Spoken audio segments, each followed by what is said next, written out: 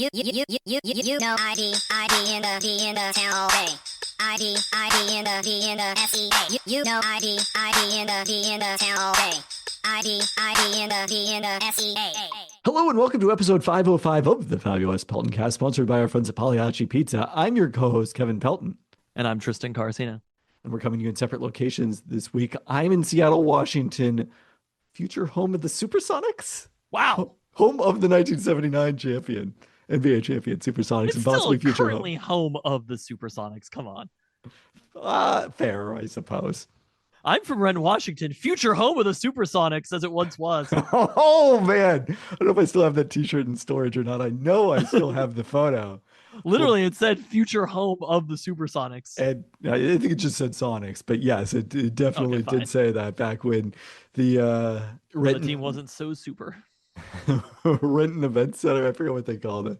The drawings were, we went and toured the site. It was great. Didn't happen, but there is an arena now. Climate Pledge Arena. I'm also coming to you from Renton, Washington, home of the Easy for you to say. I'm coming here from Renton, Washington, home of the Super Bowl 60 champion Seattle Seahawks. I was driving on 405 this week, 405 North, and there was a car with a couple of big 49ers stickers on the back. And I was like, they are just about to drive by our giant Lombardi trophy. It must hurt every single time that happens. You love to see it. Good luck with Mike Evans, though. Enjoy. I mean, they won the ESPN NFL Live off-season free agency bracket they did. So the 49ers have that going for them, which is nice. Huge news. That definitely matters. Put that on the side of the building. Hello. Near the electrical substation, which is probably not actually the cause of their injury issues. I guarantee you there were so many people out there, if you looked at offseason grades from last year, that gave the Seahawks a negative offseason grade. I feel like it would be the majority of them. Look, I'm not going to say anything about people regretting grades. I am literally the last person to talk. That's why you give everything a B+. Can't regret. In hindsight, all grades are a B+. No, in not knowing which grades are going to work well in hindsight, it's safest to give everything a B+. What was famously the grade for the 2012 NFL draft for the Seahawks from Mel Kiper? I thought that was an F also, right? The Seahawks got an F. That is accurate. Yes. Incredible. They only drafted. Who am I to say we shouldn't be grading things, though? Grade more things. Please do grade all the things. They only got 2 Hall of Famers out of that draft, right? It's debatable. I do feel like Russ is he's debatable. It's got to be a Hall of Famer. Bobby Wagner's a lock, but this too shall pass. There's a lot of this too in the case of Russell Wilson and the current baggage that his Hall of Fame candidacy holds. But we are not here to talk about Russell Wilson's Hall of Fame chances today. We are instead going to start with semi-emergency pod style with the report from ESPN Shams Charania on Monday morning that I woke up to, that the NBA will vote on going forward in the expansion process with Seattle and Las Vegas as the only 2 cities at the Board of Governors meetings to be held in New York later this month. So, this is not in any way, I think, a surprise in the context of, the momentum that we've seen building in the last month or two here, where, the tone on expansion has changed really dramatically, really quickly. And, starting with Adam Silver saying at the All-Star break that expansion, the future of expansion was likely to be decided this year. Since that moment, there have been a lot of signs pointing toward, Silver feeling confident enough to take this to a vote. And there's going to be multiple steps, multiple votes in this process. But this is obviously a key one and, closer than we've gotten on expansion at any point since 2008 when the Sonics moved. And so this vote, I guess, did this come as a surprise, the timing of this to you? No, I mean, I didn't necessarily know that there would be a formal vote on this per se, but it did seem clear, that they were going to inform the owners, the governors who make up the board of, what they've learned about expansion and Silver had indicated that there would be a step that in between them going out and talking to specific groups who wish to own teams in Seattle and Las Vegas. So again, even though Silver has been very careful to highlight Seattle and Vegas and say he does not want to get our hopes up as part of this process, saying it is just going to be those two cities is a key piece of news. And Yes. then I think the other piece of news that is in biggest piece of news that's in here is the potential timing of returning to play in the 2028-29 season, which is at this point as quickly as it could realistically happen. And so this vote that's happening is particularly just saying we're only going to look at these two cities. The next step after that, after assuming this is approved, I guess how often are things taken to a vote and not approved in a situation like this? Is there any precedent for that? Well, I can think of something that got taken to a vote that wasn't improved, that being the Chris Hansen Group's purchase of the Seattle. I guess it was at that point the relocation of the Sacramento Kings to Seattle was denied by the Board of Governors in 2013, quite famously. But it, that's kind of a more formal decision. I do think there's, still some degree of uncertainty about the actual vote on whether to award expansion franchises. But to go forward with the next step in the process, it seems unlikely that there would be enough dissent to prevent that from happening. And then, so what is that next step after this? So that's going out and taking, we don't know whether they'll specifically take bids, solicit bids, but at the very least engaging groups in a more concrete way than they have at this point. And I think that's when you will likely see, the Kraken for a long period of time have been very careful about, we're not going to get ahead of the commissioner. We're not going to get ahead of the commissioner.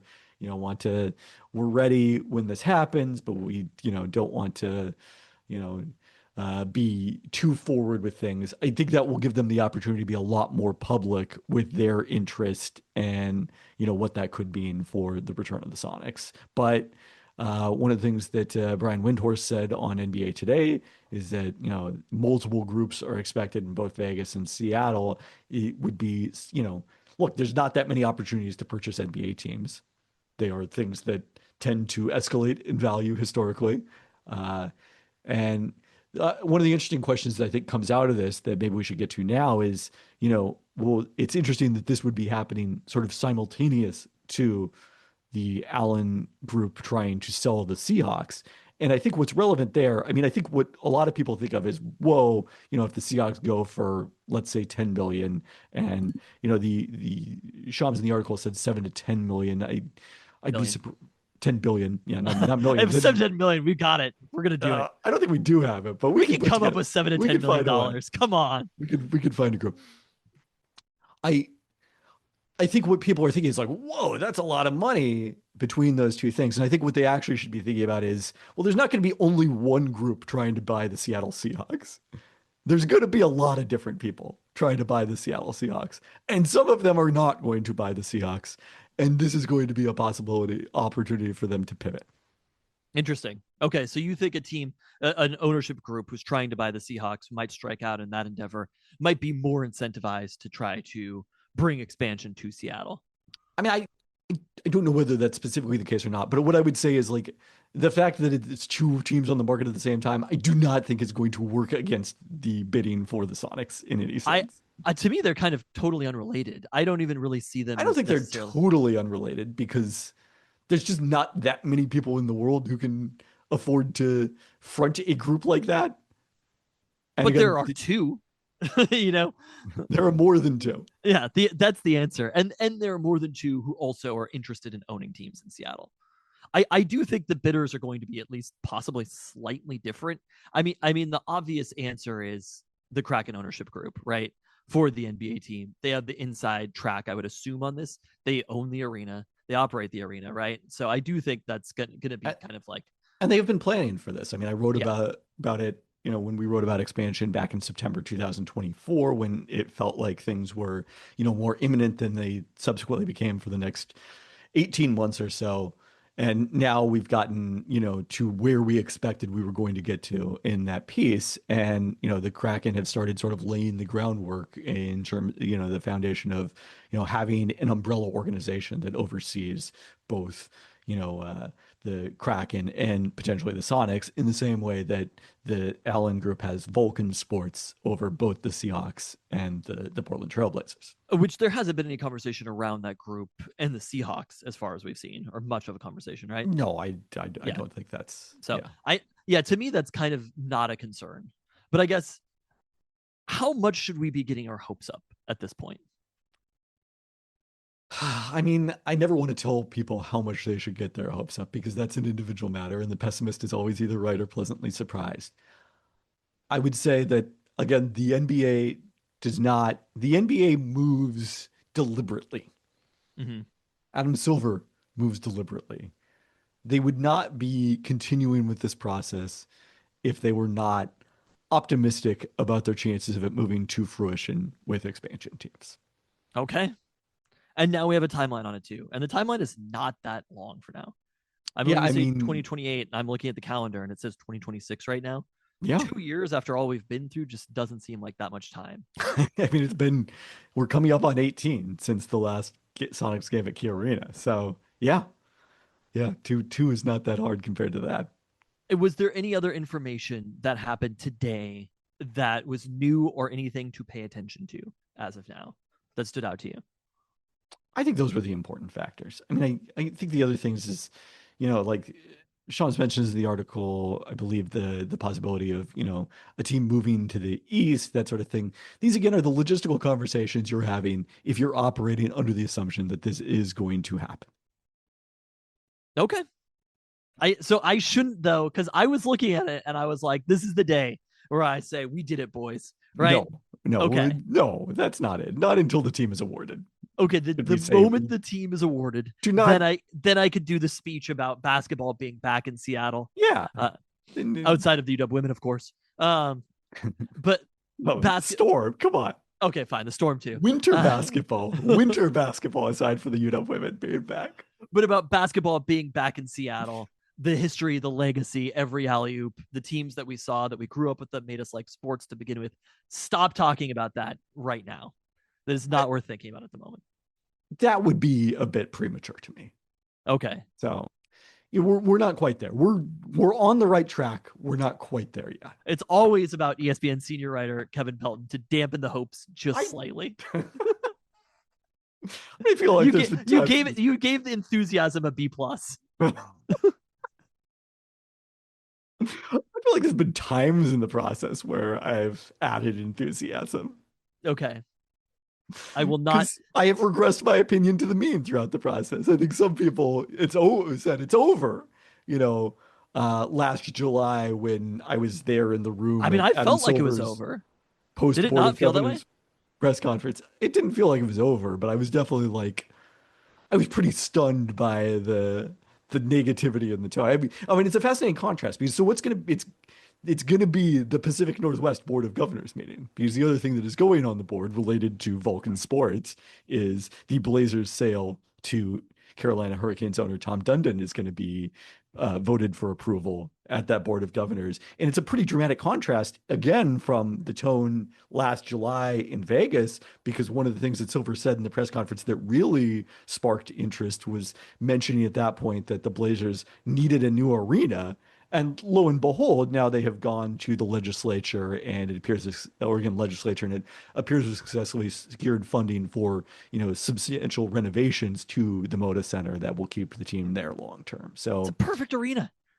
It's not a perfect arena, but it is not an arena that you need to start fresh from. So I freaking love the Moda Center.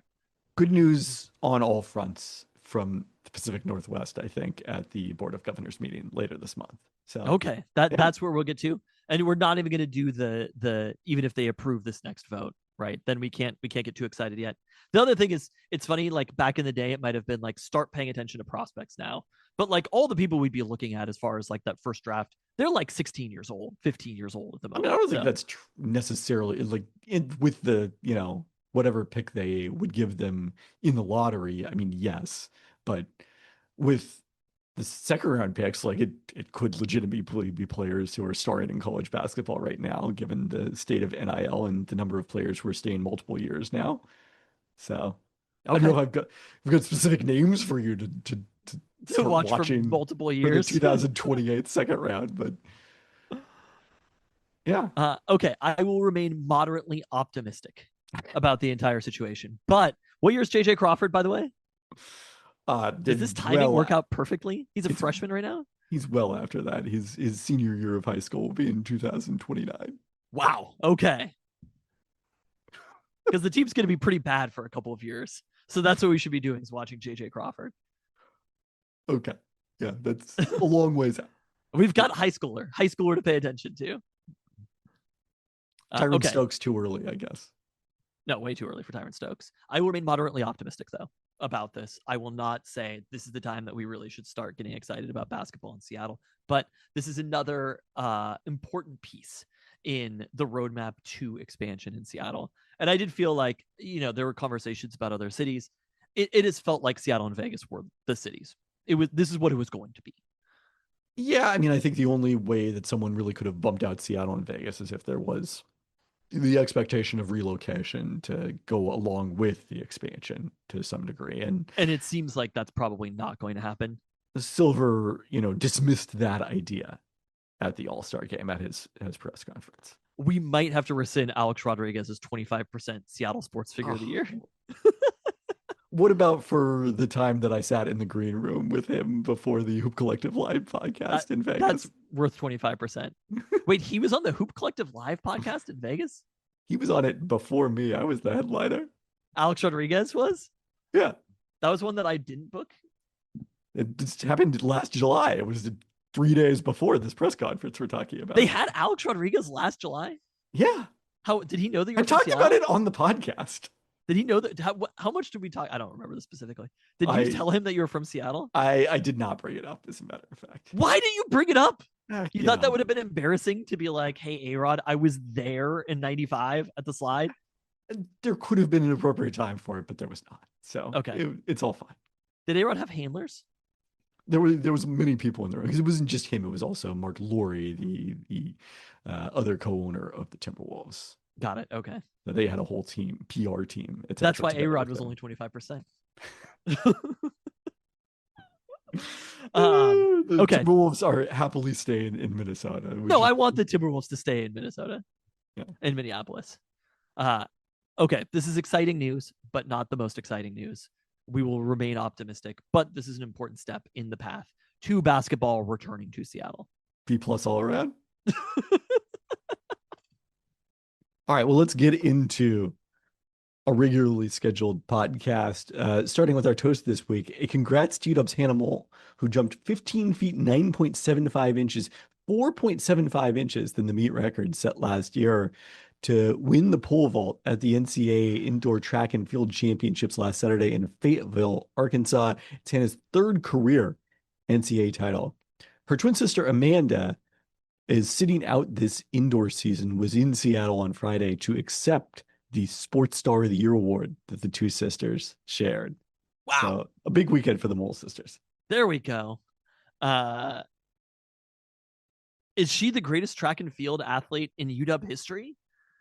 I think so. Yeah. I mean, you could talk about the 400-meter crew, I guess, or the 1500-meter crew, I guess, the metric mile. But yeah, I think so. Three career NCAA titles already ties the UW track and field record.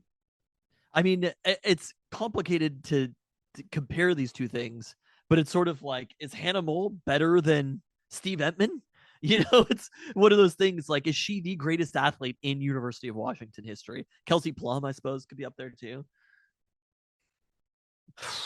Yeah, I mean, I think she's got to be ahead of them. I mean, Kelsey Plum was the all-time leading scorer in women's basketball history, but I don't know if there was a credit when she graduated. Obviously, she has subsequently been passed by Caitlin Clark, but I don't think there was a credible argument that she was like the greatest, because it's, scoring is not the only measure of performance in basketball.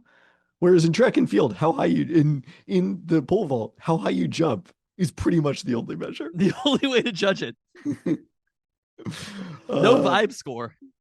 It's not like ice skating, figure skating. They do not grade on artistic achievement. Let's see. Who previously had 3 national titles? The Scott. crew teams overall, but like an individual rower, a little bit more skeptical about. Okay, so winningest woman in track history, uh, but there is Scott Nielsen won 7 national championships in the weight and hammer throws, which is quite Really? impressive. Scott Nielsen. Yeah. Well, That's you the never greatest really UW talk about athlete Scott ever. Nielsen on the UW Mount Rushmore, but that's What what the years was this? Peltoncast is doing for you. I'm looking this up. It looks like a long time ago. I'm sure it was a long time. We probably would have toasted to him if it weren't. His greatest achievement was a gold medal at the 1979 Pan Am Games. Was Okay. also a silver medalist at the Commonwealth Games in 1978. He's a Canadian, but went to UW. Was he ever Was in the Olympics? We're okay with inducted. that. It's okay. He could go to UW, even as a Canadian. I We was like just James taking Paxton. just taking note of it. I wasn't Josh saying Taylor. it wasn't allowed. I It mean, doesn't disqualify him. Danielle Laurie is Canadian too. UW isn't the World Baseball Classic.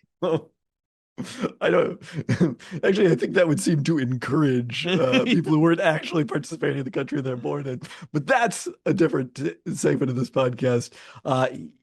He did not be. He missed out on the Olympics because of the 1980 boycott.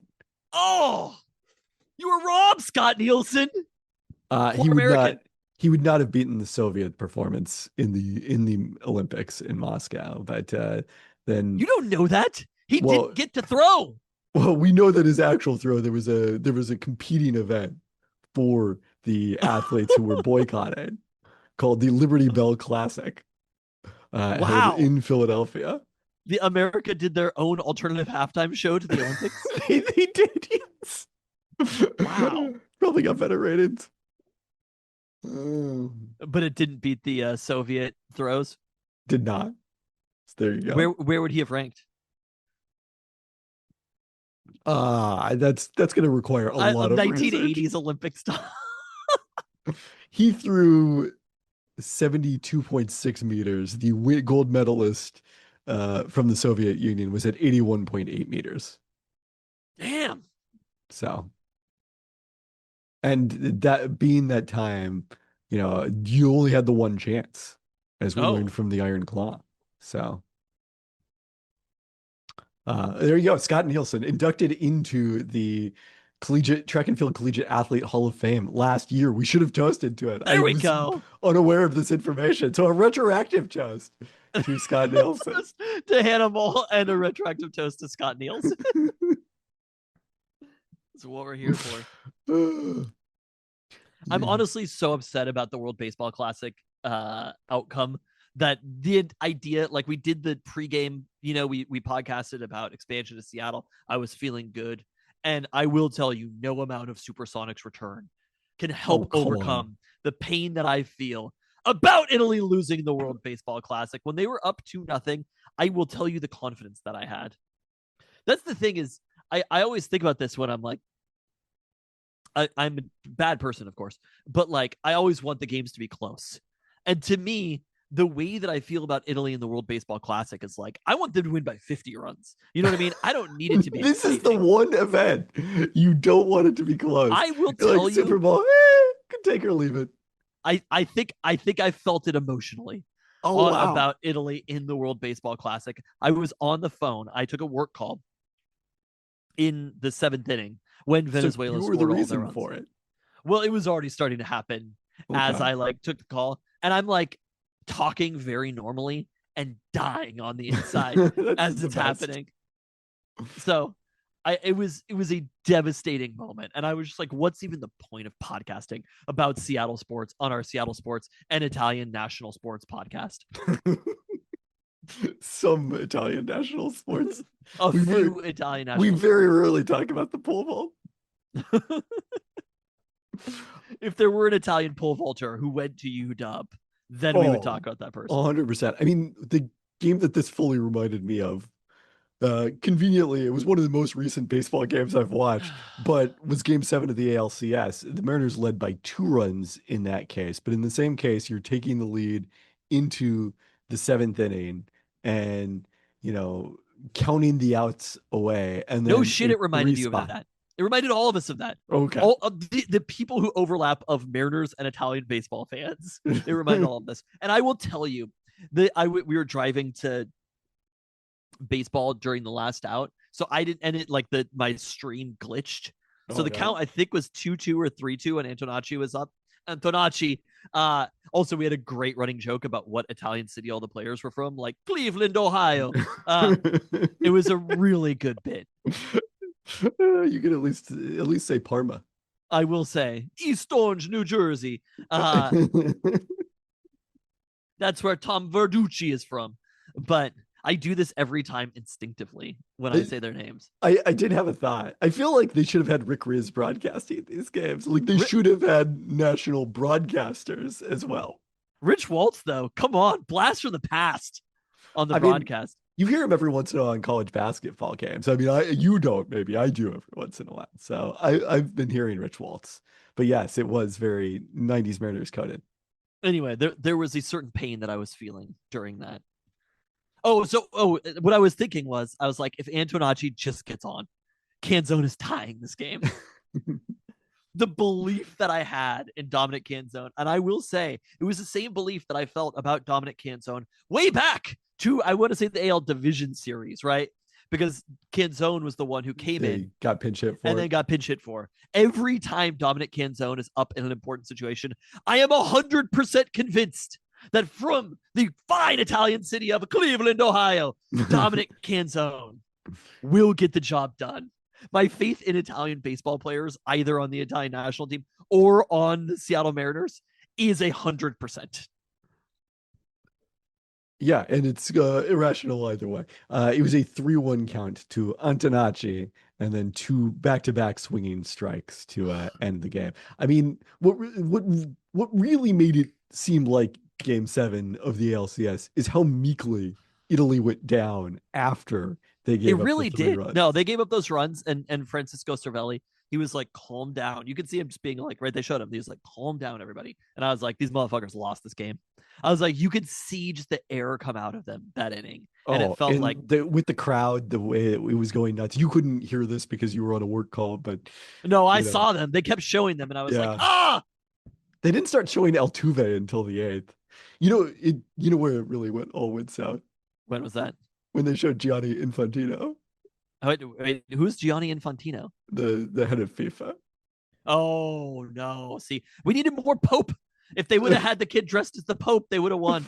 But Italy did not have a base runner after that and struck out. Let's see. Are you kidding me?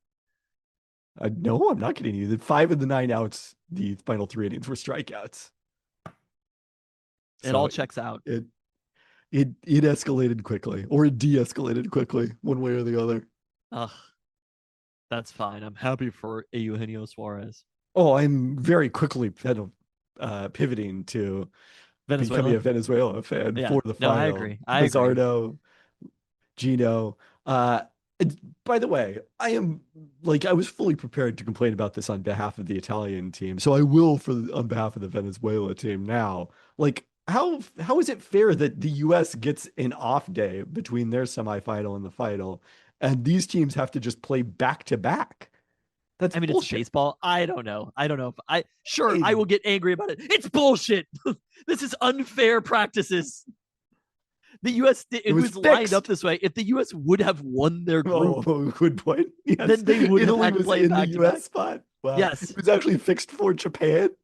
I mean, Japan look, just couldn't Italy could have, if Italy would have done their job. This is the real issue. A true Italian team playing Italian baseball. This is how you know it's players a lot who are from America would have found a way to draw against Mexico. I'm just saying it. They would have to finish second intentionally. And also that's just what we do. I mean, there would have been a lot of time wasting. I saw that joke on Blue Sky. If they find a way to lose that game to Mexico by a run, we don't have to worry about any of the stories around the stupid American baseball team. Wow. Or Antonacci, if he makes that play, I'm just like, you're so close. I can't blame him. It was a tough play, right? The throw across the infield against there was Acuna. no chance of him making it.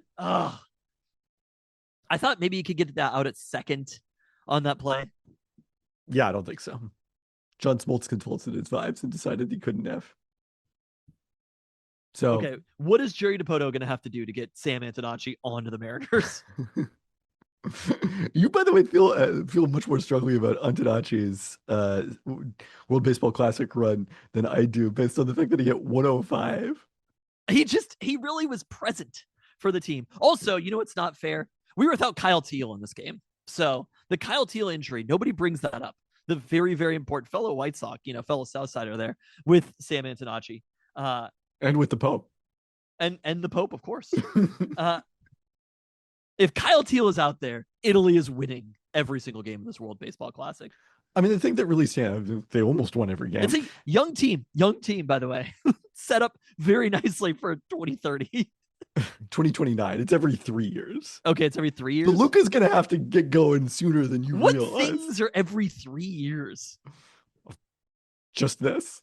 Okay. Who went into the lab and determined that? You either do it every 2 years or every 4 years. 3 is not a number it can be. I mean, it is by definition a number that it can be because it is 3. How horrible is it to go into? I love Sam Antonacci is that like rookie ball. Like he is not playing like high level baseball outside of the World Baseball Classic, and he's leading off for the team that was up in the semis in the 7th inning. It's pretty wild stuff. The World Baseball Classic rules. It's bullshit that we have to go from this to regular season baseball.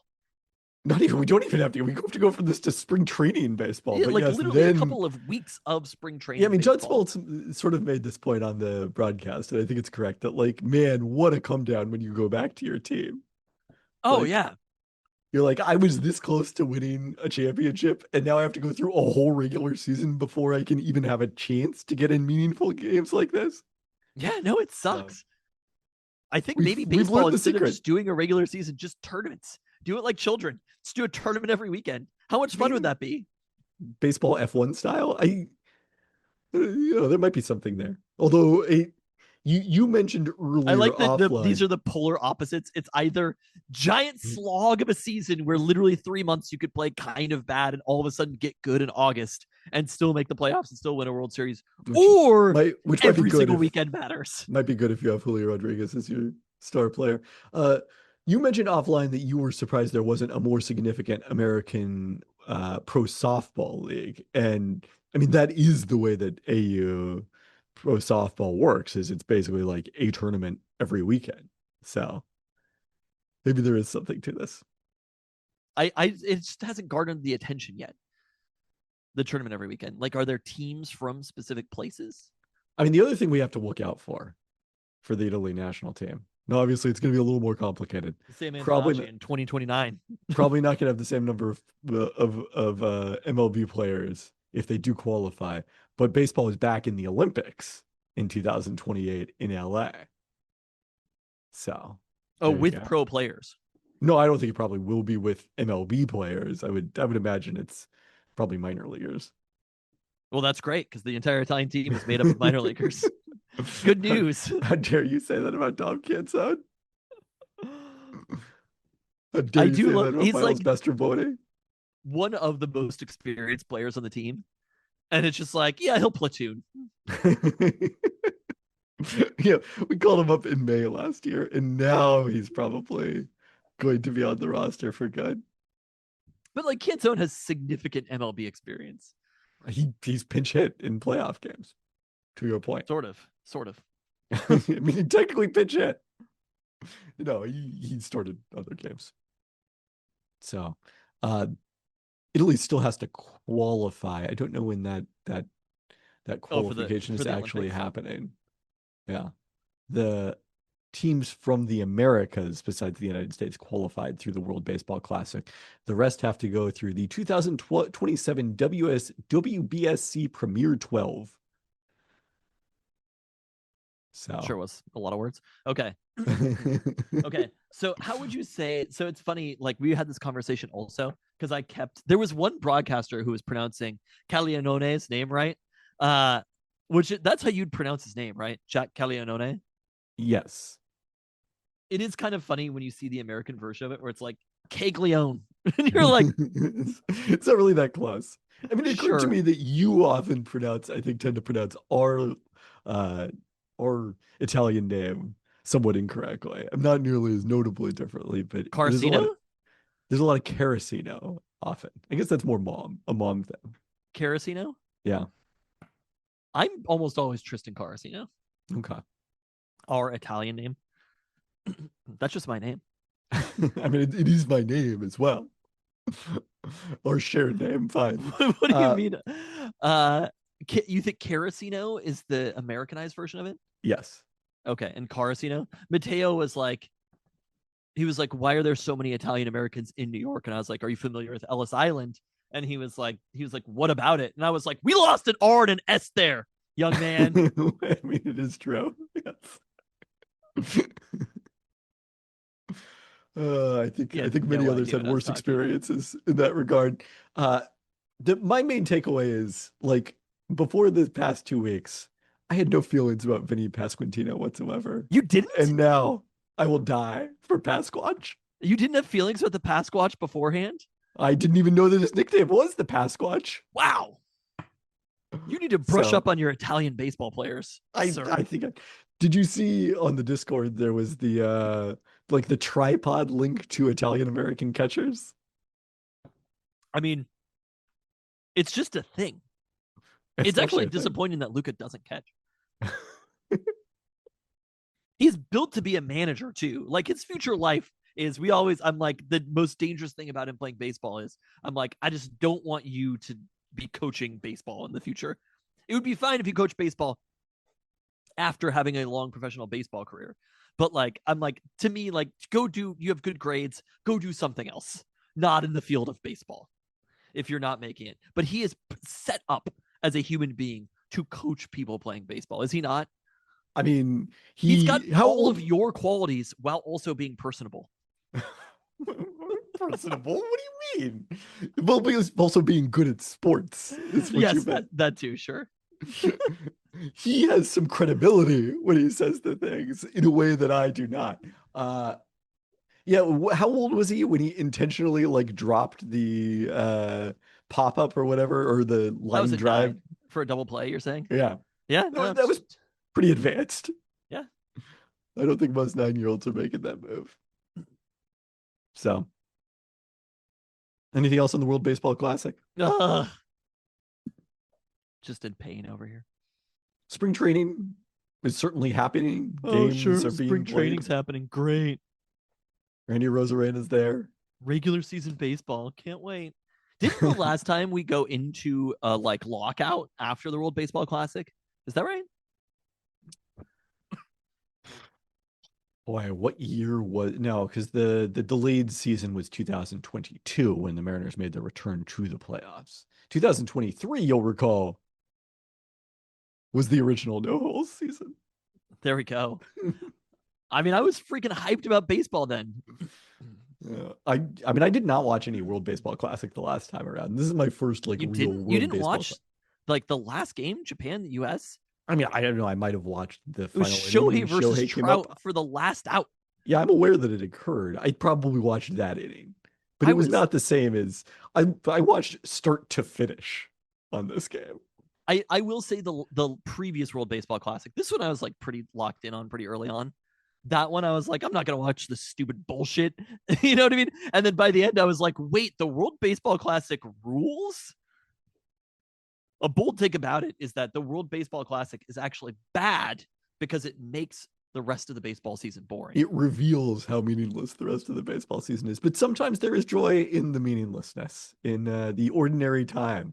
As friend of the pod, Brian Baseball. Windhorst would note, there's joy in the meaninglessness. No, because Well, so Bridhorst said it because of the NBA regular season. Like he did, yes. the NBA November through May. He said it, and then Bam Adebayo scored 83 points a day later, or 2 days later. So, look, which was great for what? the chatter debating online takes. you don't have to participate in the discourse. You could I just will watch say, the game. The Bam Adebayo 83-point game was maybe the greatest thing that ever happened to NBA sports media. You think it's the greatest thing that ever happened? Not LeBron going to Miami? I mean, that's something, but I'm telling you, LeBron went to Miami when a bunch of other stuff was going on, right? Bam Adebayo resurrected the month of March for NBA basketball takes. People were trying to get off takes about Jason Tatum. They were doing whatever they could, being like, oh, Luka's not fun to watch. And it's just like, dog, no one cares. No one cares about what is happening right now. And bam, literally, bam, right there. 83 points from Bam Adebayo. The takes are going to be hot about this, not just for right now, not just for this week, for years about Bam Adebayo scoring 83 points. It was like when Kobe did it. Kobe did it at the exact right time, right? I don't think it was a time. A Sunday night in the dead of January. We're right after the championship games. Yeah. So, yes, I mean, the NBA was not going to get any love any otherwise, but it wasn't as dead of a period in the sports calendar. So, no, it was an all-time great sports media moment that happened. And just having it be Bam Adebayo. If it would have been somebody a little bit better, the takes wouldn't have been quite as good. No. He's the exact perfect player to have done it. Here's my week later takeaway. It actually was the best thing that could happen for Kobe Bryant's legacy, for his record to be surpassed in this manner. It made people like think more of Kobe Bryant's 81. I'm not sure if I buy that. You don't buy that? No. Because of drawing the contrast between both the way that Kobe scored the points. Did Kobe score the points better than Bam Adebayo? There were a lot less free throws, or it was in a close game against a team that was not good, but was not like hopelessly trying to be bad. Okay. And there was no intentionally fouling by the Lakers. So Kobe Bryant has the all-time record for most points scored in a game where a team with a large lead is not intentionally fouling to get a player more points, as the Philadelphia Warriors also did in Wilt Chamberlain's 100-point game. Interesting. Okay, so that rarely came up in the one takes. And the Wilt one. Well, it's so long ago and he's Wilt. Like, there's something about your name carrying weight that helps it, and an even number. That was the even number is the beauty of the whole thing. Yeah, if you'd scored 102 points, it would not mean nearly as much. And definitely if he had scored 98, it would. Do you think that this Bam 83 means that players now are going to try to get like extreme amount of points? I do think so. It's also very hard to score 83 points in an NBA game, as it turns out, because there was like a sense of like, oh man, just watch out. What's going to happen, in the next game? Like, obviously, but nobody, I don't know what's the most points that's been scored since Bam scored 83. That's a good question. But the number is like it's definitely less than 60. I don't know if anyone's even scored 50 in the past week. I mean, I remember when 50 was a lot of points. I mean, it still is a lot of points. I was going to say, is that not true anymore? I feel like I probably saw like a couple of 50-point games ever. I remember Anton Jameson scored 50 against the Sonics. He became in Seattle? Yeah, Ike Arena. With the Wizards? No, this is with the Warriors. And he scored 50 again the next game. And there's some sort of record regarding the back-to-back 50-point games. But I kept the ticket stub from that game. That might have been one that when we were splitting the tickets, you went to the game and I didn't. If it would have been Anton on the Warriors, yeah. Yeah, because I mean, it was early enough that I was not working for the Sonics, so it had to have been like 2001. Did AI drop like 50 with the Nuggets one time or something? At Key Arena? I remember AI having a really good game with the Nuggets. I don't think at Key Arena. There was a game where they scored like 174 against the Sonics. One person has scored 50 since then. That person being Luka Doncic. Okay. So to bring this all the way back around to basketball in Seattle, as one does. The Bam Adebayo 83-point game is actually kind of like the Brian Windhorst thing, and the same with baseball, right? The slog of baseball is that anytime you go to something, if you're there, and I mean, watching on TV is one thing, but being there in person, the best part about it is that minuscule chance that you're going to see something that has never happened before, or happened so rarely. Until there's a base runner working on a perfect game.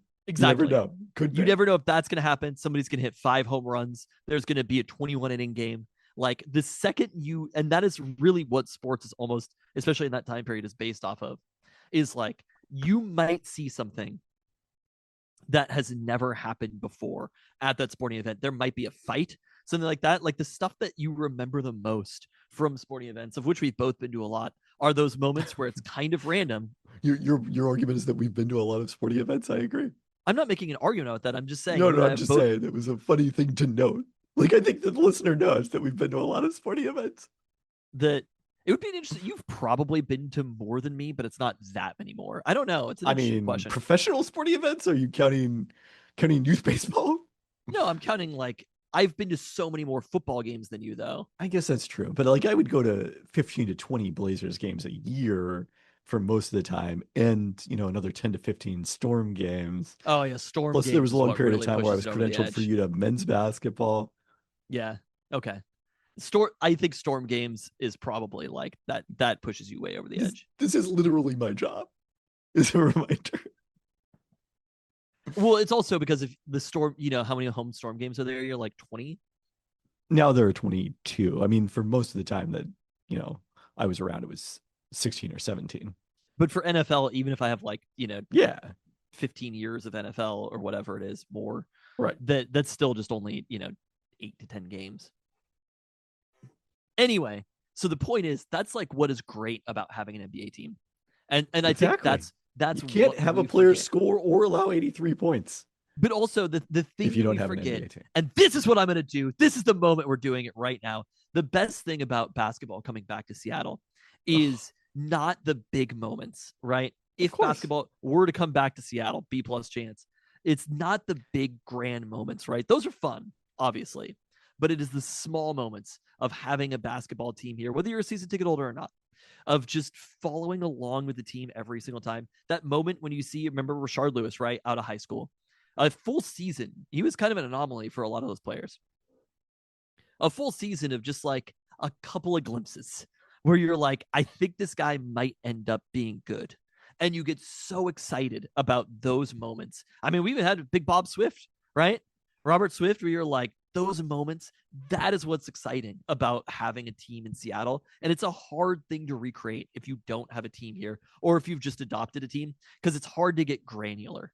Like sometimes there'll be those like Reddit threads where it's like, what's a thing a person can say that will let you know there's an Inglourious Bastards moment, right? Where it's like, what's a thing that can happen where you can tell that somebody isn't from your home country or your home city or whatever, right? They pronounce something wrong. They call it Pike's Place Market, something like that, right?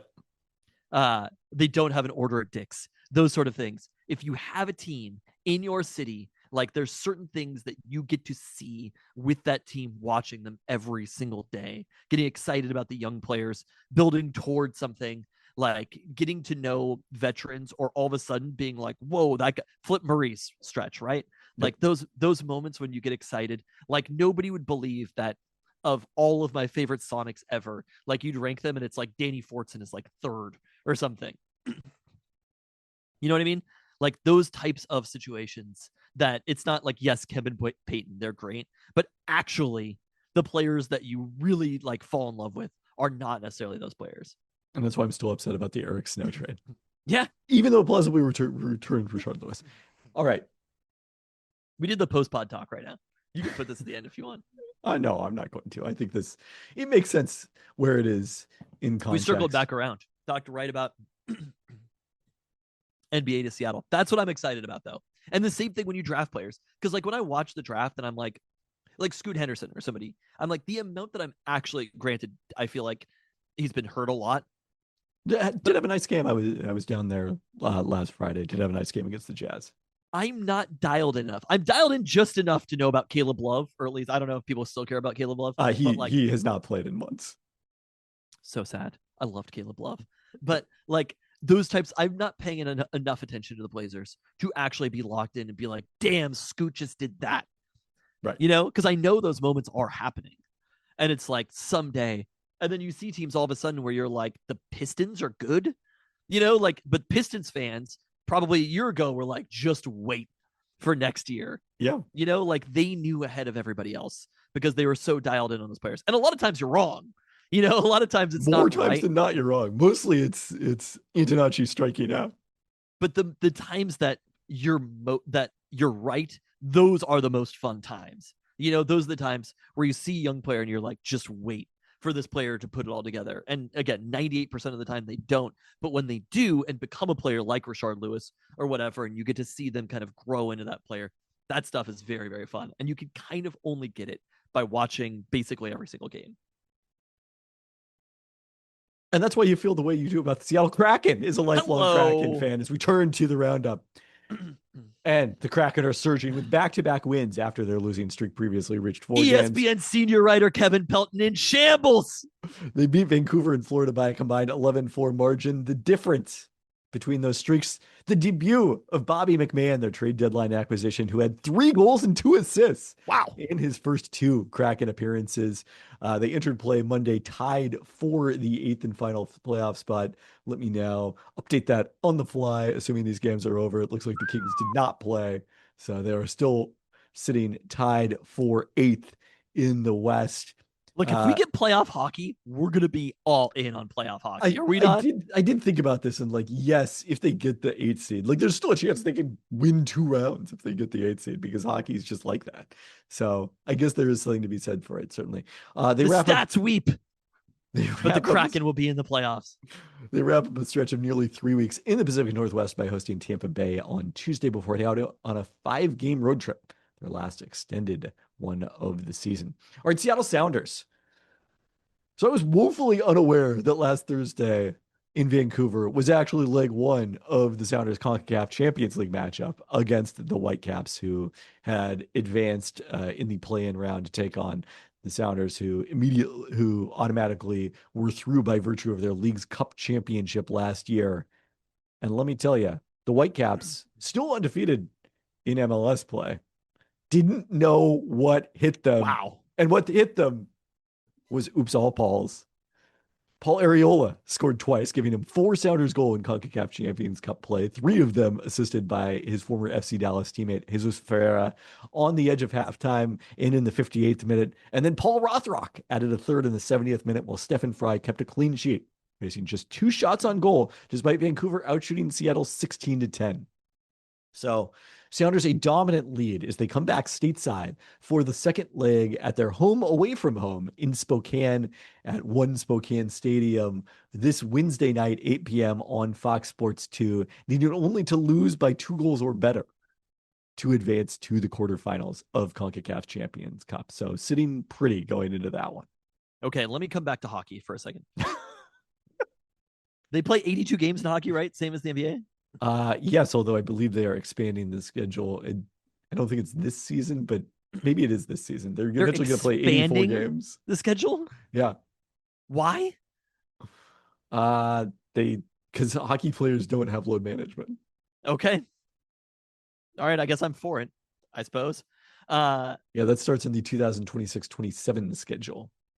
That's really funny. Okay, so the Kraken only have 16 games left, right? Yes. We are going to be dialed in for those last 16 matches of this season. Are they called matches in hockey or games? They are not. No. Okay. We are going to be watching who the 3 stars are of every game, every power play, every other hockey word. You're going to be keeping a close eye on icing. Yeah, a lot of icings, making sure that they're called correctly. But I'm saying, legitimately, okay, maybe not all 16 games, but as we get down to 10 games, they are so close in this playoff hunt right now, tied with the Kings with a game in hand against the Kings. And the San Jose Sharks one point back, and the Sharks have a game in hand over the Kraken. I've been telling you, I'm just about to start paying attention to hockey. For 3 solid years here.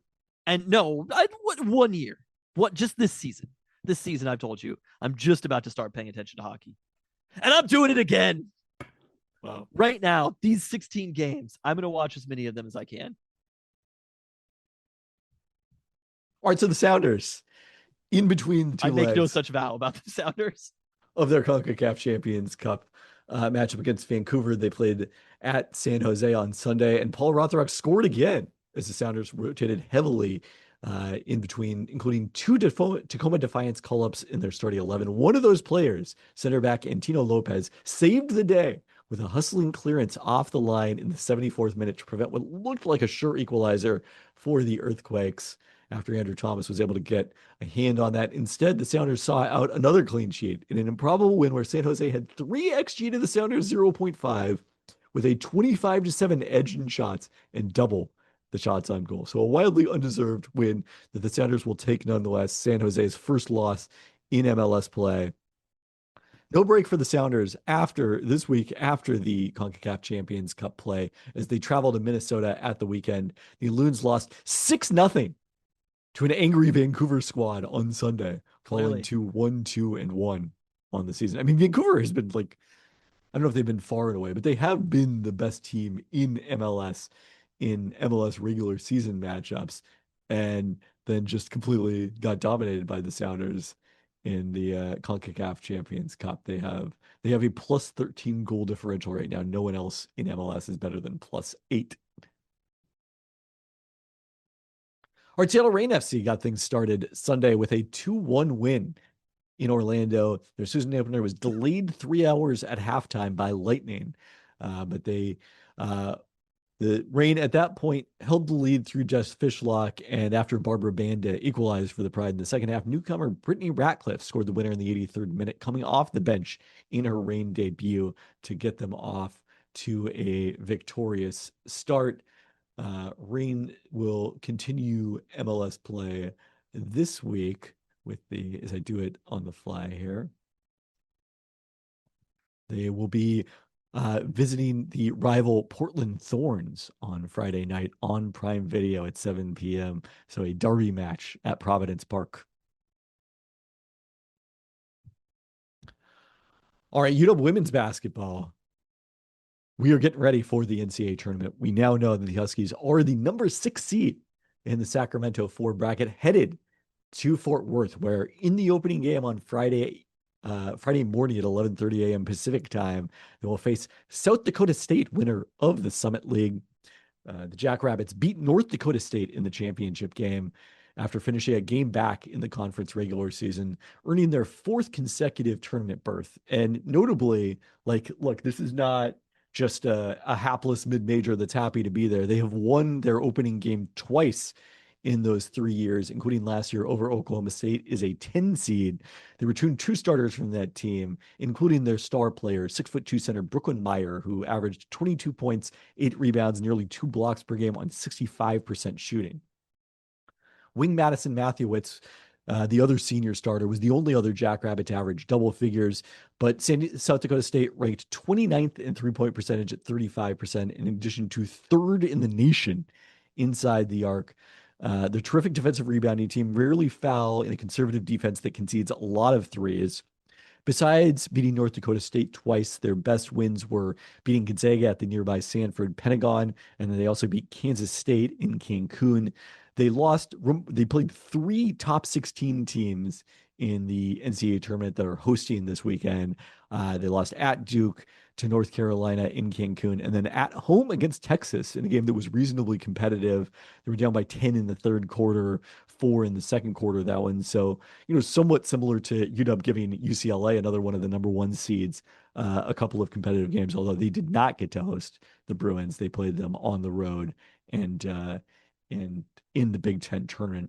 So I watched the South Dakota State Texas game back to get a little better feel for what we can expect from this one. It's interesting because, I think usually you think about classically this high major versus mid major kind of matchup in the 6'11" range, and you're assuming, it's going to be the mid major that's going to have, the good guards, but be kind of undersized. And in this case, the key is how the Huskies, who are smaller team up front, can handle Brooklyn Meyer, and how much Yulia Grabovskaya we see as kind of a defensive matchup to deal with her, as opposed to Bryn McGoy being able to defend Brooklyn Meyer one-on-one in the post and stay out of foul trouble. I think that's going to be the key thing here, because South Dakota State, this is obviously a ridiculous comparison, but understand it and how I'm saying it. It's a little like the Rockets Akeem teams, where it's like, we don't have any other stars, but we have a number of other shooters. So when we dump it down to our star center in the post, if you double, we're going to kick it out for threes. And if not, we're confident that she's going to be able to score one-on-one. So then they were surprisingly competitive defensively against Texas. They made Madison Booker, the Longhorn star, really work for things offensively. Uh, it'll be interesting to see, the Huskies, would say have a more diverse perimeter attack than even Texas does. In terms of just, we saw in the Big Ten tournament when Xavier Sellers was almost completely a non-factor, that they were able to advance in the first round anyway, beating USC behind a big game from El Ladine. If Ladine keeps up her strong play, I think that's a very good sign for the Huskies. But South Dakota State coming in hot. They had their 2 losses in conference play relatively early on, and since then, I believe have won 11 in a row. Don't have that in my notes, but let me double check that. How do 10 in a row, yeah. some of the prognosticators, you sort of can kind of catch a wind. I feel like this mostly more in the men's NCAA tournament, but people, if there's going to be an upset, people sort of feel it, right? Or at least they feel that they have an idea of that. How are people like the Bart Torvik stats wise, and then also sort of like the general feeling around this game? What is that in this one? So Bart Torvik has them as 9-point favorites in this one. Oh, really? Okay. Yeah. Which is more than the official spread, right? The spread is something like 5.5. 84% chance of winning. So yeah, Bart Torvik's, I think, relatively higher on the Huskies. I mean, they're, number 19 in the rankings, which would have translated to a 5 seed if you were going by that. And, most people were thinking about them as a 7 seed, and obviously they ended up with the 6 seed. So is San Diego State a little bit overseeded or underseeded? Or San Diego State? Is South Dakota State also a little bit underseeded, or are they about appropriate per advanced stats? About appropriate. The 2 11 seeds that are ahead of them are the 2 teams that are squaring off in the first 4, including Nebraska, who is like the Big Ten comes out really well in Bart Torvik's rankings relative to conventional wisdom. So Nebraska, which was one of the last 2 teams into the field, is number 26 overall, is actually rated ahead of number 6 seed Baylor in that Interesting. One. How much is the women's tournament? Because I Ken Palm is a thing that the men's tournament is using. I felt like maybe the seating was a little bit more off Ken Palm wise this year than it has been in the past. But maybe a little bit. Do you feel like for the women's committee, they're using, like, is Bart Torvik a thing that they use? I don't know if it specifically is. They are using wins above bubble, which is a thing that if you're using it publicly, you're going to go. So, I mean, there's a difference between your ranking, your Ken Palm ranking or your Bart Torvik ranking and your wins above bubble, which is measuring more, is not concerned with how large the margins is, just kind of who did you beat and where, relative, what does that look like relative to expectations? So there is some disconnect between that. So you look at someone like, Minnesota is an example of a Big Ten team that, again, Bart Torvik has number 8 in the country, but they were a 4 seed, but that's about where their wins above bubble was. They were only 17th in that measure. Yeah, but isn't the Big Ten just very good? So you're going to end up with less wins if you're playing in a hard conference? Well, that's not how wins above bubble works. No. Okay. What does wins above bubble mean then? It's relative to a bubble team playing the same schedule that you did. How many more wins did you get? Okay, I see. It's not a literal wins above bubble. Correct. Okay. That's like a weighted stat. But USC, another wildly underseeded team by this measure, 9 seed, they were 20th overall in Bart Torvik.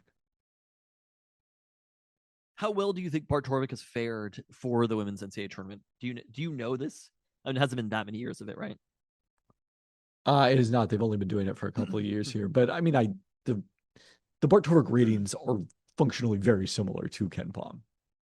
So and Ken Palm fares like fairly well overall. I mean, the other thing is, like, the NCAA women's tournament, as we've talked about, is much more predictable than the men's tournament based on the combination of both the relative dominance of the top teams and the fact that the top 4 seeds get to host. Is that also true at the kind of like this tier. I know that's true with the very top seeds, but is that also true in the tier that the Huskies are in as a 6 seed? That there tends to be relatively more dominant. Yeah. Yeah, I would say so. You don't It's have the same not sort of like 11-6 upsets that you might have 12-5 or something like that. not as frequently as on the men's side. So I noticed that Nate Silver called this out as a matchup that, could be relatively closer than expected for the 11-6 line. He was basing that Love partially listening to on that guy. his model uses ELO, and he noted that it's somewhat heavily weighted for recent performance, where, as we mentioned, South Dakota State comes in on a winning streak, and including the 2 wins over North Dakota State, their biggest rival in the Summit League. Maybe stick to burritos, buddy. Um, is your video working, by the way? I guess it's not. Oh, there you are. I There must you have are. accidentally clicked off of it. Hello. I don't know what I was hiding here, but I must have clicked off of it. Okay, what is your feeling on this game? I think the Huskies will very likely win, but that it will probably be, it will probably be a slog. It'll probably be a fairly close game. I mean, foul trouble, I think, is going to be just a really crucial factor here, whether the Huskies can keep their centers on the court. And if Brooklyn Meyer gets in foul trouble, conversely, for South Dakota State, like, that is a pretty huge problem for them. Although they did go on a run against North Dakota State in the Summit League final when Meyer was sitting. So they handled her absence with a couple of early fouls pretty well. And this is Friday at 11:30 a.m. Friday at 11:30 a.m. ESPN News. All right. So speaking of host teams, the host team of this mini 4-team regional is the number 3 seed TCU, which features a lot of familiar faces. They'll play I wrote down South Dakota State. I'm confident South Dakota State is not both the number 11 seed and the number 14 seed, which would be a remarkable. UC It's like San Diego is who you're thinking. Yes, coached by former Storm assistant coach Heidi Vander. All right. Yeah. Way back in the day. That's going back. I was going to say it's like Louisiana Tech, is it? That's got the 2 conference schedules for next year that are on the same days. I love Yeah, that. that's what South Dakota State's doing in the tournament, playing a doubleheader. So TCU has a lot of familiar faces. They're coached by longtime Oregon State and Oregon assistant coach Mark Campbell, who is actually someone I kind of wanted for the UW job when they hired Tina Langley. Guided the team to the Elite Eight last year. They have basically an entirely different roster this year. Last year it was Haley Van Lith, Kashmir native, and Oregon transfer Sedona Prince were their star players. This year they added as transfers WNBA prospects Olivia Miles and Marta Suarez. Suarez, the Huskies faced in 2023-24 when she was at Cal. Miles, it'll be interesting if the Huskies play her, because I think right now she is a very likely pick for the Storm at number 3. She's, I was going to say, I know that name, right? Yeah. Yeah. I was like, we've talked about this person, right? We talked about her a lot last year when we thought the Storm might take her number 2. And then she instead decided not to declare for the draft, entered the transfer portal from Notre Dame, ended up at TCU, has had a terrific 6th year really of her college career. So, I think she's a strong candidate to go in the top 3, and probably the most likely of those 3 players to be out there at number 3 for the Storm. So that'll be interesting. They are the lowest ranked number 3 seed on Bart Torvik, so not as high on the Big 12, but number 1 in the nation in opponent 2-point percentage. They boast a pair of 6'7" rim protectors in Clara Silva and Kennedy Basham, the latter of whom started her career at Oregon. So another player who will be familiar to the Huskies if they are to advance, and so does TCU. Not a game that's impossible. No, if the thing I was sort of looking for was comparisons. They're around the same tier in Bart Torvik as Maryland, who's a team the Huskies win on the road and beat. And then how has UW fared? This is looking way, way ahead of ourselves, against Iowa in their previous matchups. This is too far ahead of ourselves, I would say. They were competitive at Iowa. They only played the once, lost 65-56 back in February. Okay. So there you go. NCAA tournament. They were in the first 4 last year. That was fun, an important step in this. It was not fun at all. It was the idea of it was fun. The actual game itself, I agree, was not fun. in an important step in this Tina Langley rebuild, is the first postseason for the UW women since 2017. But now it is a real legitimate NCAA tournament game and one in which they are favored to win. So it's a big moment and a big opportunity. Okay. And then you'll be posting on the Discord and on Blue Sky, anywhere else, I suppose. Maybe in the post note, the Peltoncast Tournament Challenge, both for the men and women. Yes, we'll get that going for sure. Did you feel like the men's side, like a lot of the like 11, 12 seeds, maybe were worse than I feel like Ken Palm wise than they have been in the past? Or is it normal for those teams to be pretty low? Because I was like, High Point's like a team that people are like, oh, they could have an upset. I'm like, they're 92nd. That is quite low. There was an interesting post I read today. Let me see who's that by. That was by Jordan Sperber of Hoop Vision in his newsletter, breaking down that power conference double-digit seeds tend to be much more successful than mid-major double-digit seeds, even at the same seed line. So that there's some sort of factor there. So if you're seeing an unusual number of, the mid-major champions in those spots, then perhaps so. Like an NC State would fare better than like a High Point or something. Or Santa Clara would probably be the natural comparison here, where those teams, Santa Clara's a 10, NC State's an 11. They're identical in Ken Palm ratings, but even relative to that, there's probably some slight advantage for NC State. Interesting. Utah State's a 9 seed. Sure, doing just fine, Utah State. This debate. God damn it. I did not even think about that. Oh, yeah. I mean, look, we'll talk briefly about the UW men season coming to an end. I think they thought they acquitted themselves incredibly well at the Big Ten tournament. Oh, yeah. Oh, I genuinely enjoyed watching all of their games, but both of their games. I was going to say all of their games.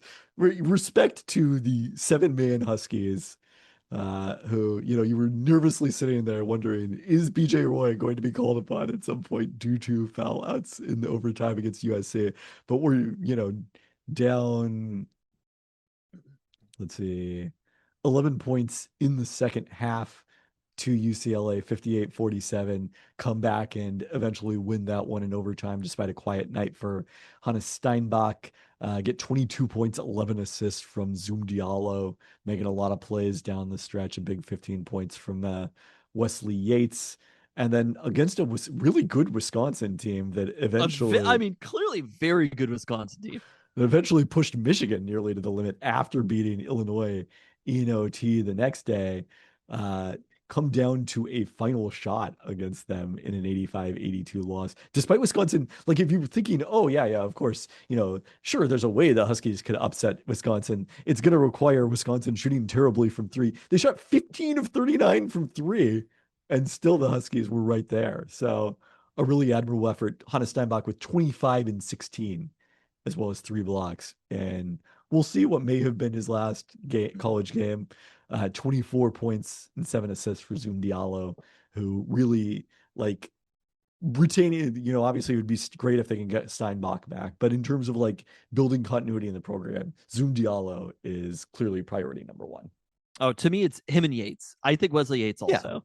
Yeah. I think Wesley Yates, either way, I think Wesley Yates will have a better season next year. A little discouraging that a hitch in his shot developed at some point this season. God. So, but a lot of time in the off season to work on that.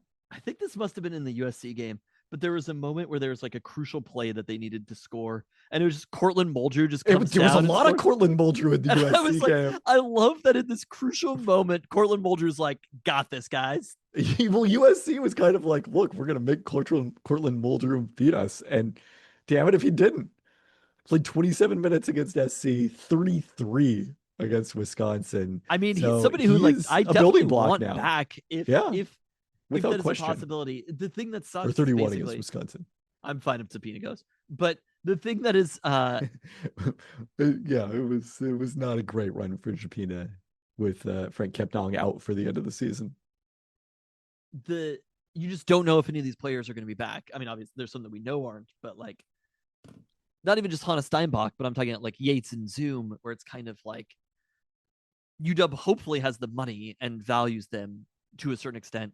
I mean, they definitely have the money. It's not like there's anyone they cannot afford to keep. I mean, maybe on Steinbach they could not afford to keep if he decided to enter the transfer portal and eventually withdrew from the NBA draft. Everyone else, they have the money. It's just a question of like who prioritizes the most and who do they prioritize.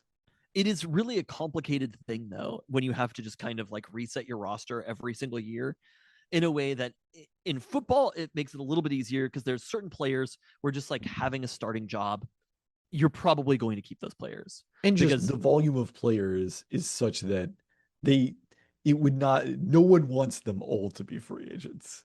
Yeah. Not the players, not the teams. So that like the continuity is more consistent in football, but in basketball where you're basically like, I've got this pot of money, I know these players, but how enamored are you with other players? And it's a really complicated thing to put together. And I'm saying you can make a very good team if 0 of these players are back from this current UW program. It's not Without like question. they won't, but it would be kind of nice to take a core into 2027. And I think as compared to last year, Danny Sprinkle is going to feel better about this group, even if, it didn't accomplish what we were hoping to. I mean, the funny thing is, like, as we've talked about, their KenPom rating barely moved the entire season. It finally went down a little bit in the last 2 weeks, after they were basically completely shorthanded in the front court. Okay, I saw his post-game speech, though, Danny Sprinkle. I got to say, he might need to go to the Ben Johnson school of post-game speeches. He may need to take his shirt off at some point. I was like, honestly, I'm a little underwhelmed right now. I should be more hyped about this victory against USC. The team was like pretty happy, sprayed some water on them, I believe. But I was a little bit like the speech itself. I was like, you just watch every week. They post every winning coach in the NFL, right? There's 16 winning coaches. You watch those, process them, figure it out. Danny Sprinkle has to work on that a little bit. Yeah, I'm more concerned with getting 3-point shooting on the roster, but okay, that too. It was notably, we should mention, the Huskies' first men's basketball tournament win since 2022, which is just like, how can they be so bad for so long? Oh boy.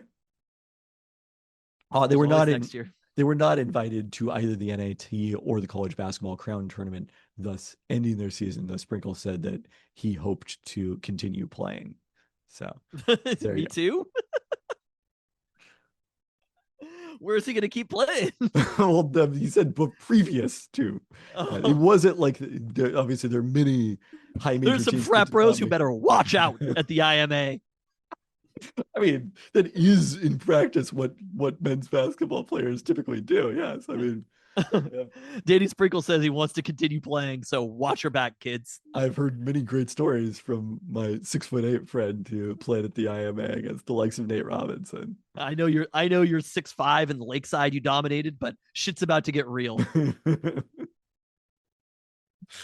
All right, UW softball swept. You think Maryland. You have a silky smooth jumper there? Bud. UW softball swept Maryland, sandwiching a 1-0 win Saturday with Morgan Reimer throwing a 4-hit shutout in between 2 lopsided wins by a combined 20-4 score. Have now won 12 in a row. They host North Dakota on Wednesday in a one-off matchup before heading out on their first Big Ten road trip to play at Michigan, which was swept at Nebraska to open conference play last weekend. Pretty good weather in Ann Arbor with highs in the 50s this weekend, but the Wolverines, one of the stronger softball programs in the Big Ten, so will be a better measuring stick, I think, for UW than playing at home against Maryland and Northwestern. Let's wrap up. Rutgers was 124 in KenPom, and they got chosen for the college basketball crown. Wait, they did? Really? This is bullshit. Now they're really going to have to take it out on some frat bros. They didn't even have a better record. I mean, maybe the Huskies did decline their opportunity. I don't know. Well, I've never heard of the college basketball crown until literally today. So, but now I'm mad about their selection process. Unless the Huskies did decline it, which I don't know. I may need to continue doing some research here. If you're gonna, do you have any more Sonics takes you can fill for?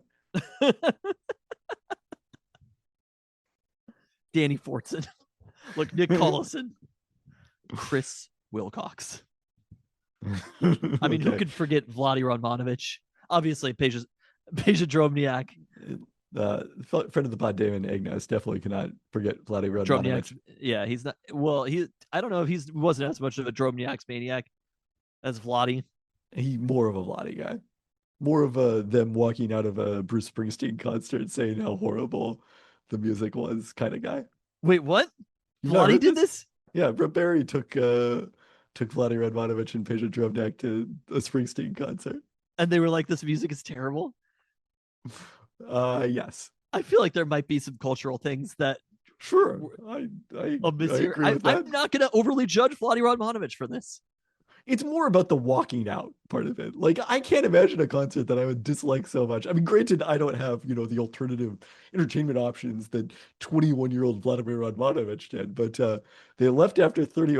I'm sorry, and apparently, yeah, See, I did have stuff. Vitaly Potapenko was also at this. What was this cast of characters Brent Barry was taking to this concert? Agent David Bauman, who got the players the tickets, got a cell phone call from, I love that it was a cell phone call because in 2002 you noted that from Radmanovich during the concert. "This sucks, we're out of here," Radmanovich said. Recalling the incident, Bauman said, "I told him that Springsteen was an American icon, but he didn't like it. I said, if I were in Belgrade listening to some local artist, I'd at least hang out for an hour." Which I agree with.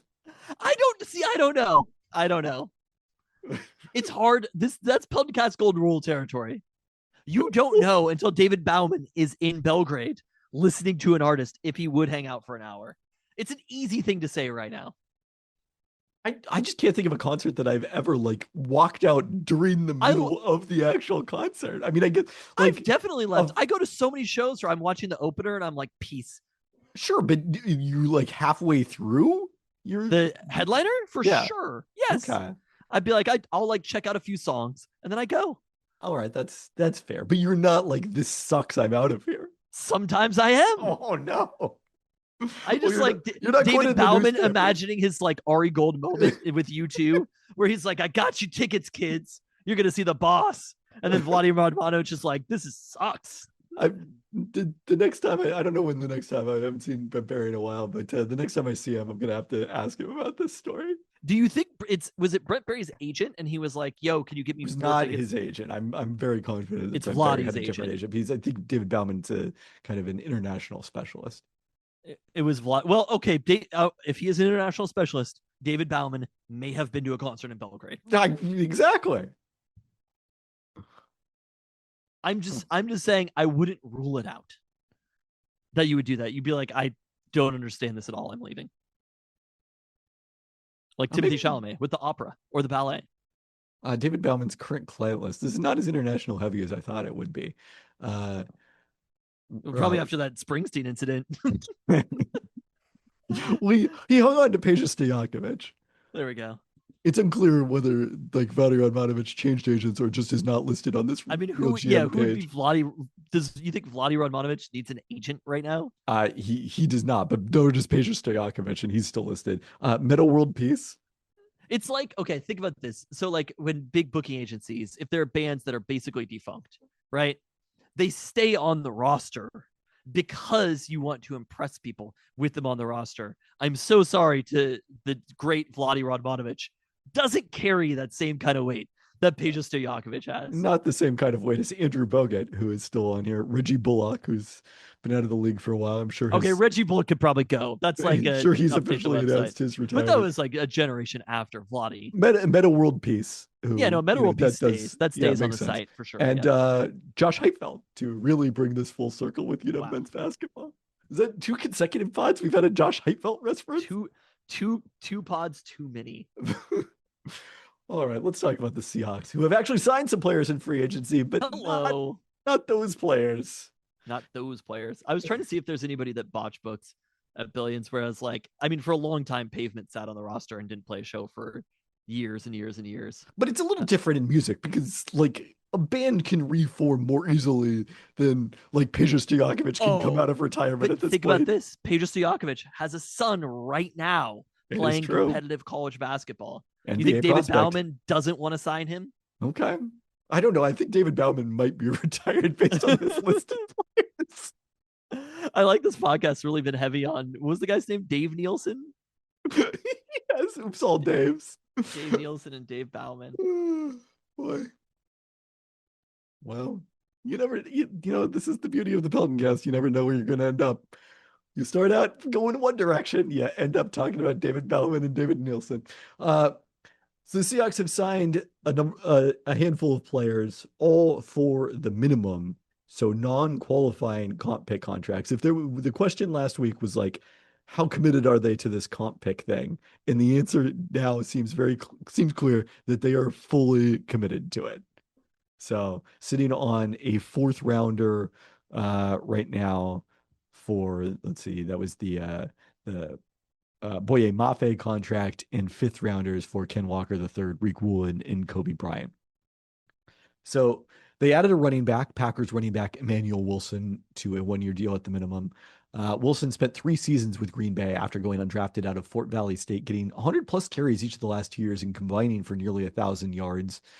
Not a significant factor as a receiver out of the backfield. And in disconcerting news, his 64 PFF grade ranked 53rd of 55 qualifying running backs last year.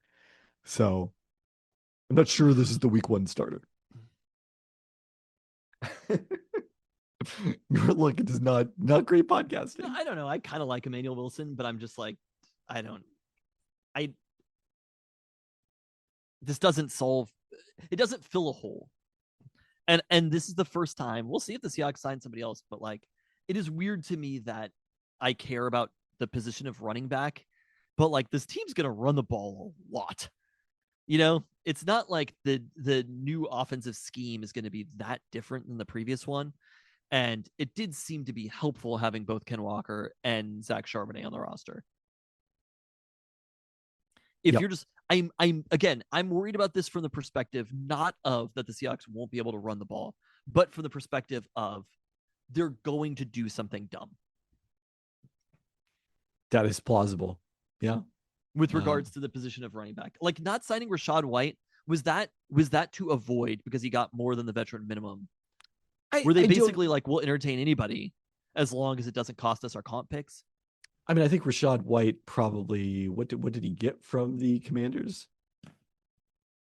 My guess is $2 million with the percentage potential to reach $4 million through incentives. So yeah, maybe they were offering a veteran minimum there. Huh. I would have liked to sign that contract with Rachaad White. At safety, they're blowing a draft pick on a running back. I'm telling you this right now. The Seahawks are drafting a running back. I mean, I don't know. Depending on what draft pick it is, I don't know. The Seahawks are drafting a running back earlier than you want them to draft a running back. They usually tend to. So, and also the Ken Walker thing, like they are positively reinforced for that pick. Oh, without question. So, at safety, they added Rodney Thomas II from the Colts, also a 1-year minimum contract, a 7th-round pick in 2022 out of Yale, who started 25 games his first 2 seasons, just won his last 2, had 4 interceptions as a rookie. They also brought back Panthers safety D'Anthony Bell, who was signed by the Seahawks last March, bounced between their practice squad and the 53-man roster, seeing action in 14 games with 2 starts before being claimed off waivers by Carolina on New Year's Day, and not actually playing for the Panthers in their season finale. So some depth there. Pretty clear that Ty Okada is going to step into that starting role, and they're just sort of figuring out who's going to be behind him in those spots on the roster, which is the role that D'Anthony Bell played much of last year when the Seahawks had injuries in the secondary. And then they also signed Commanders cornerback Noah Igbenahane, a first-round pick by the Dolphins in 2020 who never cracked the starting lineup in Miami before being traded to Dallas in 2023. Igbenahane followed the Cowboys defensive coordinator Dan Quinn to Washington, made a career-high 10 starts in 2024 is a nickelback. Started just twice last year, but did play 37% of defensive snaps for Washington. I thought this was interesting. Both his parents were Olympians representing Nigeria in, you guessed it, track and field. Despite that athletics background, he's not really a notable athlete. Thomas had the best relative athletic score of this group of players the Seahawks have added. Really? Yeah. Yeah, Thomas has some pretty big time scores in agility. Seahawks also re-signed a number of their own free agents to more modest contracts. Josh Jones, who is probably their most significant remaining unrestricted free agent. Special teams contributor Brady Russell. Defensive I tackle think it's Brandon Peely. Igbenogany. Yeah, I did not handle it as well as I was hoping to. Do you want to restart the whole podcast? Yeah, it seems like a good plan. Cornerback you know that part's getting deleted anytime Kevin makes any mistake at all. Well, it's when I can. You're like, I have a perfect track record on the podcast. Never said a thing wrong. Who's in charge of the button? But I'm actually kind of excited about this signing. I think the Seahawks have done pretty well with players with some pedigree, and especially secondary players. Like, there's a reason that he was taken in the first round.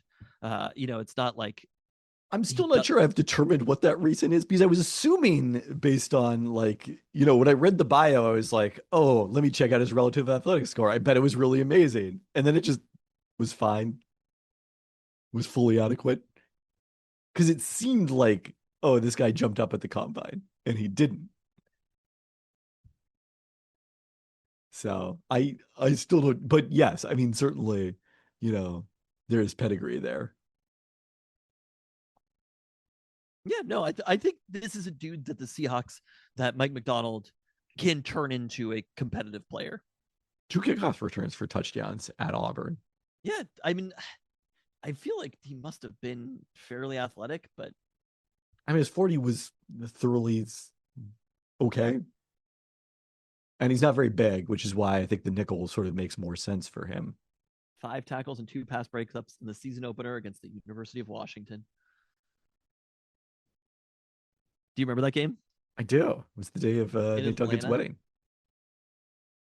Oh, hello.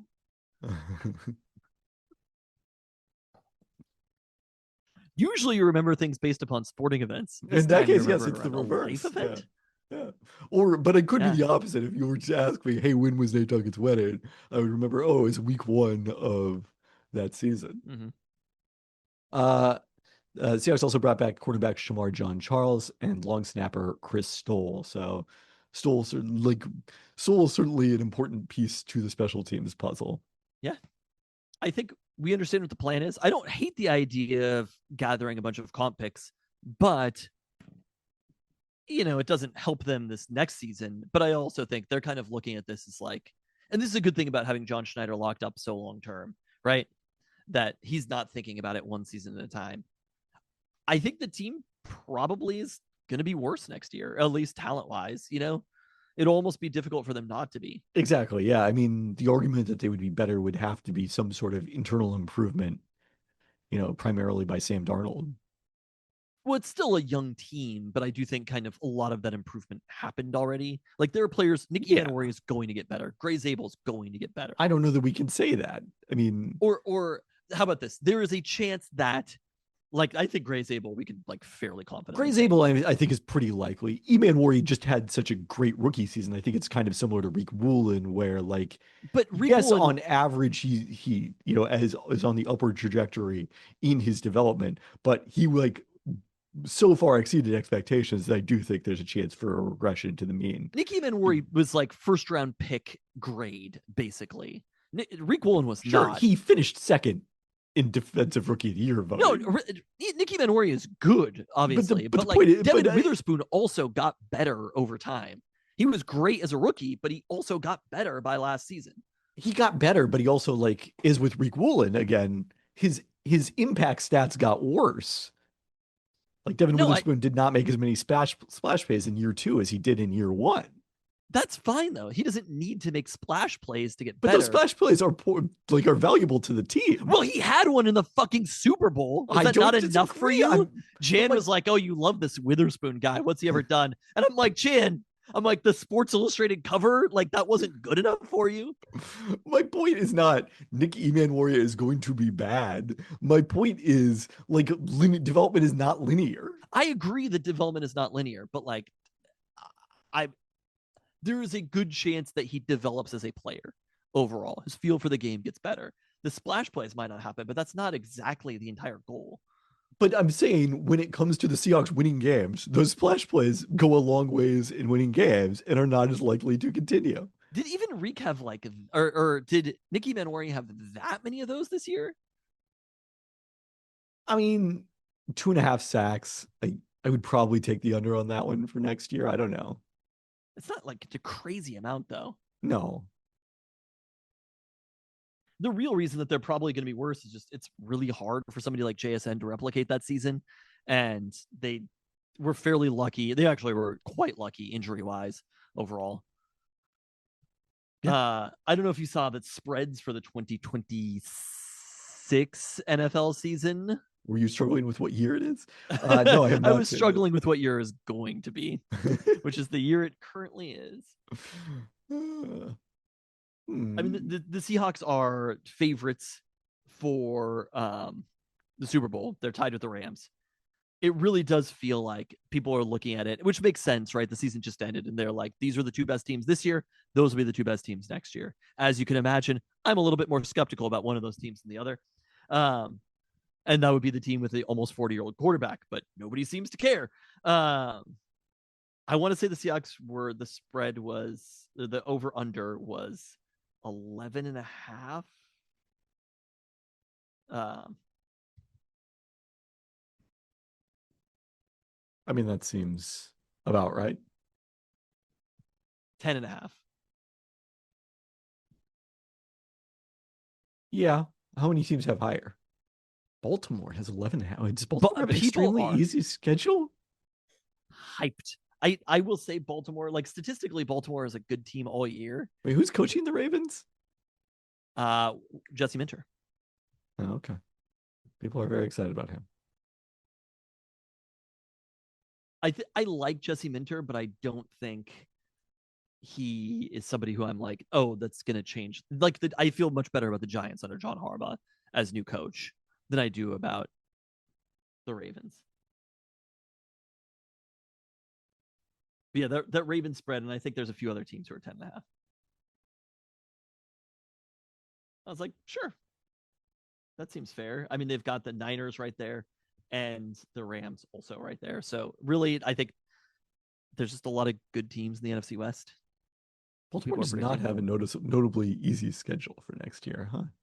They just freaking love that team. Okay. Filing that one away. It's unexpected information. Jan was like, what would I make? She called me like literally out of the blue. Jan was like, what would I make if I bet $5 on the Chiefs to win the Super Bowl next year? And I was like, that is such a random question to ask. I was like, you'd win like $60. And she was like, okay, what if I bet $5 on all of like the 8 best teams, best odds? And she was like, I'd be guaranteed to win. And I was like, well, Jan, no, that's not how it works. Neither the Seahawks nor the Patriots would have been one of those teams the previous year, and they just played each other in the Super Bowl.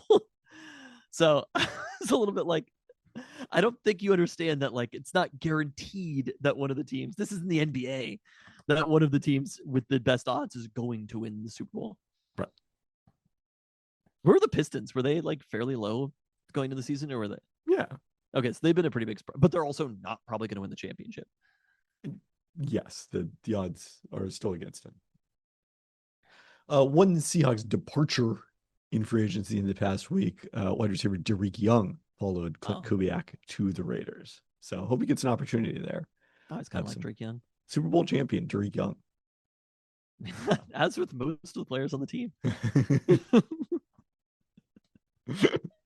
I think it's a fine strategy to pursue comp picks overall.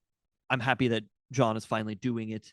I mean, not finally. It's just like inconsistent from year to year. One year they'll do it. They're either all in or they're all out on comp picks. I mean, they need more picks. Like that is what's going to keep this being sustainable as some of these players are getting those contracts. The players who won them the Super Bowl are going to become very expensive. And what is going to keep the roster sustainable is more draft picks. So this very next season, I think it may hurt them a little bit, but it is sort of building a team not for next season. It's building them for the quarterback after Sam Darnold. I don't know if I would necessarily say that, but Jay, I think part of the reason they are willing to, to your point, I don't know that the team is necessarily exceptionally young. It was young, but it wasn't exceptionally young. But the most important players on the Seahawks are JSN and Devin Witherspoon, who are still quite young. And, last year's two rookies are way high up there as well. So from that standpoint, I do think having some patience makes sense for them. Yeah. I mean, there are some older players that they like. Darnold's not extraordinarily young, and Leonard Williams, DeMarcus Lawrence, those two. But like, still, when you look at like cornerstone, we talked about this last week. Charles Cross is still quite young. Where it's like those are your cornerstones: Devin Witherspoon, Charles Cross, JSN, and Byron Murphy. It's kind of like, and Eman Ori, like those are all very young players, and you could see them kind of stepping into those roles with the next Leonard Williams and the next DeMarcus Lawrence. Yep, sounds about right. So, I mean, I think the team's set up pretty nicely overall, but I still am a little bit unsure of what the strategy is running back wise, and I know that the team is going to run the ball a lot. Yep, we're going to find out more on that one. All right. Well, on that, we already did the post-pod talk during the middle of the pod. Yeah, nothing more to add. You'll post those NCAA tournament pools. If there's anybody out there who doesn't have a Peltoncast or Talking Taco Time shirt, we've still got some. So happy to give one of those away. If you're one of the correct sizes. Yeah, I think I have most sizes. Okay. Maybe. I don't know. That'd be good. Yeah, that's all stay tuned for those. And thanks I for wanted to make a Peltoncast insignia shirt, like a college shirt. You didn't seem to like that very much, though. Yeah, didn't do it for me. It didn't do it for you? No. What should we do then? What merch? None? I don't know. I think college branding is very good. Is it? You don't agree with that?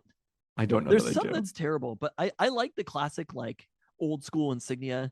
I like the ones that just have like Wisconsin. You know what I mean? Just like an arch of that, something like that.